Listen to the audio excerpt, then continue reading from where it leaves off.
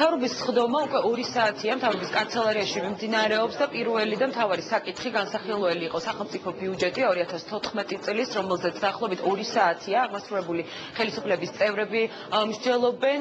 ტოლთა და განსახლების მინისტრმა გააკეთა კომენტარი, რომელმაც ჟურნალისტებს მოგვაწოდა ინფორმაცია, რომ ამ ბიუჯეტში გათვალისწინებულია დევნილთათვის შემწეობის გაზრდა 45 ლარამდე, ამასთანავე დამტკიცდა ზედაზღვარი 1250 ლარი, რის შემთხვევაშიც ანაზღაურების შემთხვევაშიც დევნილები არ მიიღებენ შემწეობას, თუმცა განხილვა მოხდება ინდივიდუალურად და არა ოჯახების მხრივ, ანუ ის ვისაც ექნება ეს თანხა ხელფასის ან ანაზღაურების სახით ამ შემწეობას არ მიიღებს, თუმცა შემწეობის მიღების შანსი რჩებათ ოჯახის სხვა წევრებს.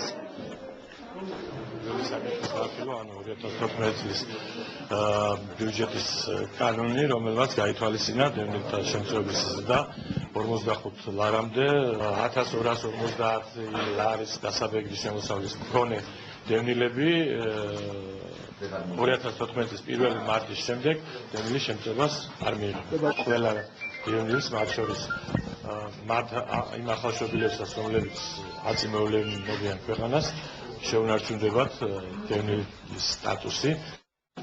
მთავრობის სხდომა ამ წუთებშიც გრძელდება, მინისტრთა კაბინეტს კიდევ 19 საკითხი აქვს განსახილველი.